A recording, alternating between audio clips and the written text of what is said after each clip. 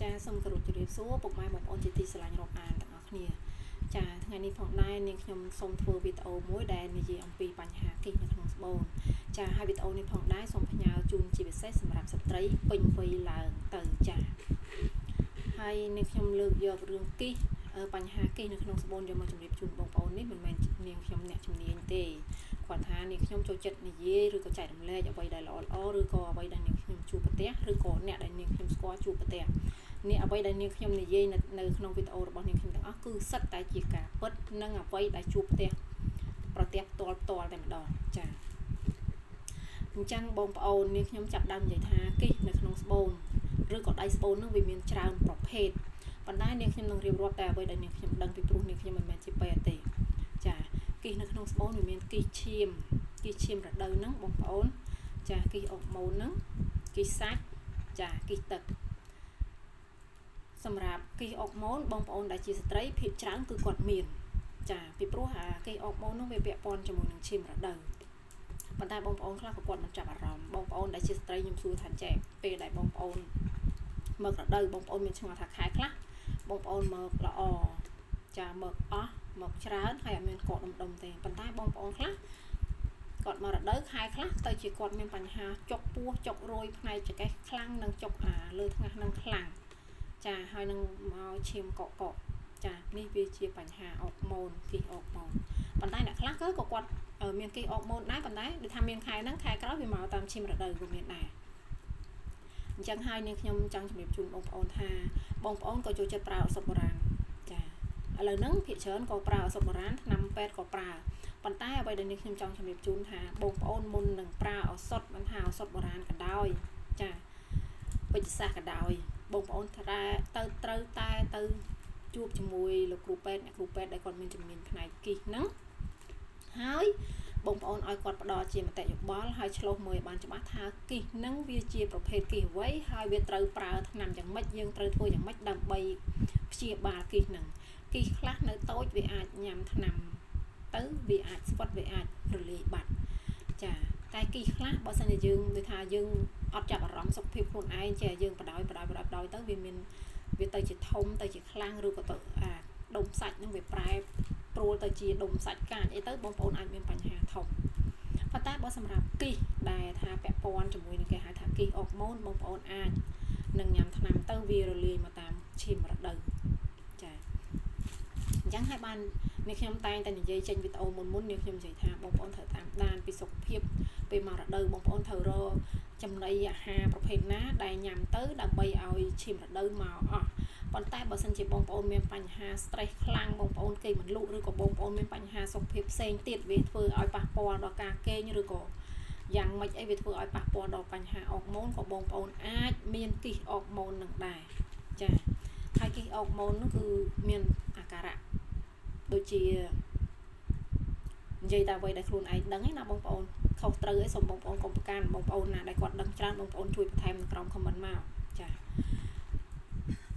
បងប្អូនគិសអុកម៉ូនហ្នឹងកើតដំបូង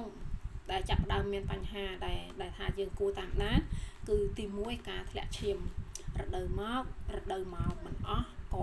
ដុំហើយរដូវធ្លាប់មកដូចថា1សប្តាហ៍ឬក៏5ថ្ងៃវាធ្លាក់មកនៅត្រឹម2ថ្ងៃឬក៏3ថ្ងៃហើយឈាមរដូវហ្នឹងមកអត់ល្អហើយធ្វើឲ្យយើងចុកចាក់ខ្លាំងនៅផ្នែកថ្ងាសនៅផ្នែកខាងក្រោមពោះហើយវាធ្វើឲ្យមុនមករដូវ1ថ្ងៃ2ថ្ងៃនេះវាធ្វើឲ្យឡើងប៉ោងចាហើយការគេងគេអត់លក់គេអត់ស្កប់ស្កល់វាធ្វើឲ្យបងប្អូនជ្រុះសក់ចាស្បែកស្ងួតក្រម៉ៅបងប្អូនដែលឃើញមនុស្សដែលមានស្បែកក្រម៉ៅចេញពីក្នុងទូមនុស្សនឹងសយ៉ាងណាក៏ដោយដែលមនុស្សមិនមានសុខភាពល្អឬក៏បញ្ហាអាវត្តឈាមរដូវហ្នឹងបងប្អូនវាធ្វើឲ្យបងប្អូនសាច់ក្រម៉ៅចេញមកពីខាងក្នុងមើលទៅអត់មានរិស័យអត់មានរស្មីអីហើយសក់បងប្អូនចាសក់បងប្អូនជ្រុះហើយចាប់ដើមសក់ដូចថាសក់មើលទៅអត់មានជីវជាតិតែម្ដងវាធ្វើឲ្យមើលទៅរបៀបសំពងទូមនុស្សនឹងសក់ត្រង់ក៏របៀបថាសំពងមនុស្សសក់ស្ងួតដូចច្បើងអញ្ចឹងចាហើយធ្វើឲ្យបងប្អូនមានបញ្ហាកញ្ចក់ពុកកញ្ចក់អញ្ចឹងទៅចាកញ្ចក់អត់លូតលាស់បានល្អអ្នកខ្លះអាសកកញ្ចក់នឹងមកជាផ្នែកតូចអីចឹងទៅអ្នកខ្លះទៅមុខកញ្ចក់គាត់នឹងមានដល់4 5អាកញ្ចក់យើងនឹងមានដល់4 5មុខអីចឹងណាវាមានបញ្ហាជាច្រើនទៀតគ្រាន់ថានាងខ្ញុំដឹងតិចនាងខ្ញុំជម្រាបជូនបងប្អូនតិច បើសម្រាប់នាងខ្ញុំឲ្យតែនាងខ្ញុំមានបញ្ហានាងខ្ញុំតែងតែទៅអេកូអ្នកណាថាមិនថាទៅនាងខ្ញុំអត់តែមានបញ្ហានាងខ្ញុំតែងតែទៅអេកូប៉ុន្តែច្រើនដងវាអត់មានហើយបងប្អូនចំណាំមើលខ្លួនឯងទៀតនេះបងប្អូនបើសិនជាបងប្អូនមានបញ្ហាអុកម៉ូនចាមុនរបស់បងប្អូនវាឡើងនៅជុំវិញនឹងជាពិសេសផ្នែកចកាហើយមុនអុកម៉ូនដែលតាក់ទងជាមួយអុកម៉ូនហ្នឹងគឺវាចេញមកវាអត់ទុំទេចា វាអត់ទុំទេវាចេញមកវាពកដុំហើយដល់ពេលវាត្រូវក្រាបវាក្រាបទៅវិញហើយមុនហ្នឹងក៏នៅតែនៅនឹងដែរអ្នកខ្លះគាត់មានបញ្ហាចកាហ្នឹងមុនជុំវិញហ្នឹងចានេះគឺជាបញ្ហាមុនអុកម៉ូនវាអត់ទុំឲ្យយើងញិចវាឬក៏ព្យាបាលវាអត់ថាឲ្យវាមកតាមស្រួលវាអត់ទេវាក្រាបទៅវិញហើយវានៅកម្ៅនៅហ្នឹងចាហើយក៏មានបងអូនស្រីម្នាក់ចាដែលគាត់មានបញ្ហាដូចដែលខ្ញុំរៀបរាប់ហ្នឹងគាត់ទៅអេកូទៅឃើញគាត់មានបញ្ហាចានេះគីសនៅក្នុងស្បូនណាគីសអុកម៉ូនបងប្អូនហើយមានបងស្រីម្នាក់ទៀតដែលខ្ញុំទៅចូលឆ្នាំខ្ញុំជួបគាត់នៅស្រុកអ្នកដែលមានបញ្ហាគីសអុកម៉ូនបងប្អូនណាបើគីសអុកម៉ូននឹងតូចបងប្អូនឧស្សាហ៍តាមដានសុខភាពខ្លួនឯងបងប្អូនអេកូទៅឃើញអញ្ចឹងបងប្អូនគ្រូពេទ្យគាត់នឹងណែនាំបងប្អូនឲ្យញ៉ាំថ្នាំពីព្រោះគីសអុកម៉ូននឹងយើងអាចញ៉ាំថ្នាំមកដើម្បីឲ្យវាមកតាមឈាមរដូវពីព្រោះគីសអុកម៉ូនតាក់ទងជាមួយនឹងឈាមរដូវចាអញ្ចឹងបើសិនជាបងប្អូនញ៉ាំថ្នាំហើយបងប្អូនសង្កល់មើលខ្លួនឯងថាកាប់វត្តរដូវរបស់បងប្អូនមកនៅក្នុងខែហ្នឹងចាវាមកល្អវាមកច្រើនហើយវាមិនធ្វើឲ្យបងប្អូនមានបញ្ហាចុកពោះខ្លាំងបងប្អូនអ្នកដែលមានបញ្ហាគីអុកម៉ូនពេលមករដូវម្ដងចុកប្រកាច់ប្រកិនណាហើយអត់មានកម្លាំងទេងើបសឹងថាមិនរួចចាអ្នកខ្លះគាត់ដល់ថ្នាក់គាត់ស្លាប់ក៏មានដែរអាហ្នឹងអ្វីដែលនាងខ្ញុំធ្លាប់ជួបធ្លាប់ឃើញណាចាហើយអ្នកប្រាប់នាងខ្ញុំនឹងក៏ច្រើនមែនតើគាត់ជួបបញ្ហាហ្នឹងចាហើយបងប្អូនញ៉ាំថ្នាំសម្រាប់ដែលរំលាយគីសអុកម៉ូនហ្នឹងបងប្អូនធ្វើការញ៉ាំមួយសប្តាហ៍នឹងនាងខ្ញុំជួបមួយគ្រូពេទ្យដែលនាងខ្ញុំសួរគ្រូពេទ្យទៅគាត់ប្រាប់ថាញ៉ាំថ្នាំរយៈពេលមួយសប្តាហ៍ហើយតាមដានវត្តរដូវខ្លួនឯងបើសិនជាមកល្អមកអស់ហើយបងប្អូនអត់មានការឈឺចុកចាស់បងប្អូនមានអារម្មណ៍ថាស្រួលខ្លួនមានអារម្មណ៍ថាអត់សេះសល់អ្វីនៅក្នុងស្បូនរបស់បងប្អូនណាចាហើយបងប្អូនតាមដានមើលខែក្រោយទៀតបើថាខែក្រោយបងប្អូនមកល្អអូខេបងប្អូនអេកូទៅគីសនឹងវាអស់អានឹងអូខេណាបើសិនជាបងប្អូនញ៉ាំម្ដងហើយចាប៉ុន្តែពេលហើយយើងទៅអេកូឬក៏មករដូវសាក្រោយវានៅតែមានបញ្ហាបែបហ្នឹងទៀតចុកខ្លាំងប្រកាច់ប្រកិនទៀតនៅទៅអេកូមានទៀតចាបងប្អូនធ្វើការញ៉ាំថ្នាំទៀតចាហើយពេទ្យក៏គាត់មិនចេះទៅឲ្យបងប្អូនញ៉ាំដែរគាត់នឹងព្យាយាមបញ្យល់បងប្អូនថាញ៉ាំថ្នាំហើយបងប្អូនត្រូវញ៉ាំអ្វីឬក៏បងប្អូនធ្វើអ្វីដើម្បីបង្កើនអុកម៉ូនខ្លួនឯងហ្នឹងណាចាដើម្បីបង្កើនអុកម៉ូនខ្លួនឯងហ្នឹងដើម្បីឲ្យឈាមរដូវមកល្អគ្រូពេទ្យគាត់មិនចេះឲ្យប្រើថ្នាំទេគាត់ថាបើសិនជាយើងលេងម្ដងហើយមិនបាត់គឺត្រូវតែគាត់ឲ្យយើងនឹងប្រើថ្នាំម្ដងទៀត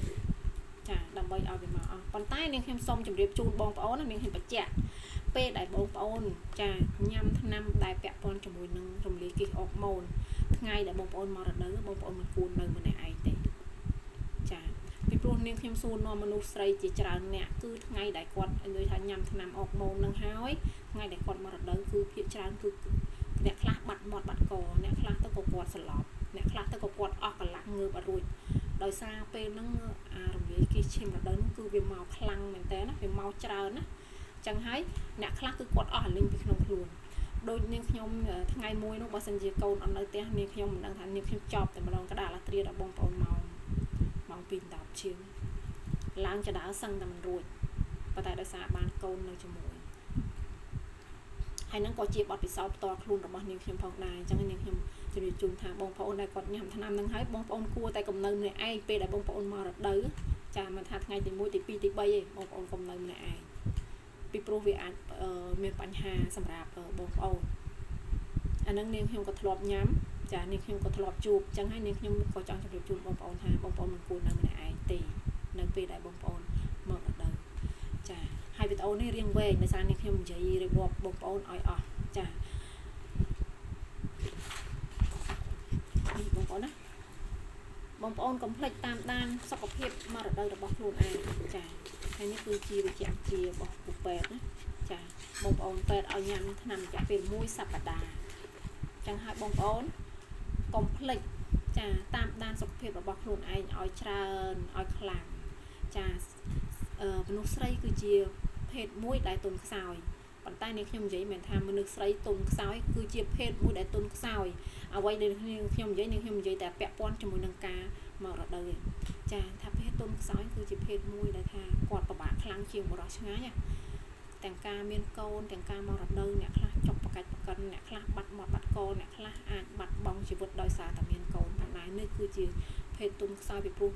គាត់គឺការមករដូវប្រចាំខែរបស់គាត់តែមានការឈឺចុកចាប់ឬក៏កំអស់កម្លាំងឬក៏អារម្មណ៍គាត់ប្រែប្រួល